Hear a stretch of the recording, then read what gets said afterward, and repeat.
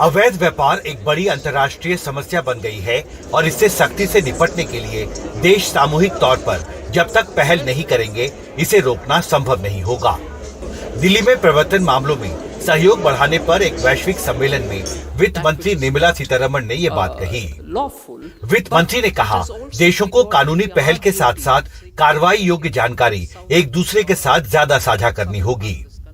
उन्होंने इस मौके पर केंद्रीय अप्रत्यक्ष कर और सीमा शुल्क बोर्ड द्वारा शेषाचलम के जंगलों में रेड सैंडर्स वुड के अवैध व्यापार पर नकेल कसने के लिए एक नई मुहिम का ऐलान भी किया।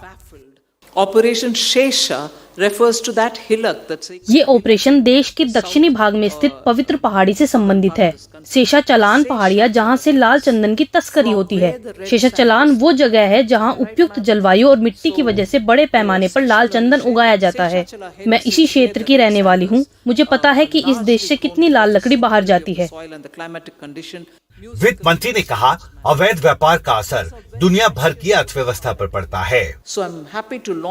वित्त मंत्री निर्मला सीतारमण ने आगाह किया कि अंतर्राष्ट्रीय स्तर पर स्मगलिंग जैसे अवैध व्यापार से निपटने की चुनौती बड़ी हो रही है और इस पर नकेल कसने के लिए ये बेहद जरूरी है कि ग्लोबल स्तर पर जो स्मगलिंग सिंडिकेट्स काम करते हैं, उनके मास्टरमाइंड के खिलाफ दुनिया भर के देश एकजुट होकर सख्ती से कानूनी पहल करें। Prevention and deterrence is that particular area. सहयोग और रोकथाम के लिए हो रही इस ग्लोबल कॉन्फ्रेंस में हमें बहुत सारे व्यावहारिक विचार मिलेंगे। Enforcement matter should give a lot of workable ideas. चिंता अवैध व्यापार और आतंकवाद और ऑर्गेनाइज्ड क्राइम की फंडिंग को लेकर भी बढ़ रही है।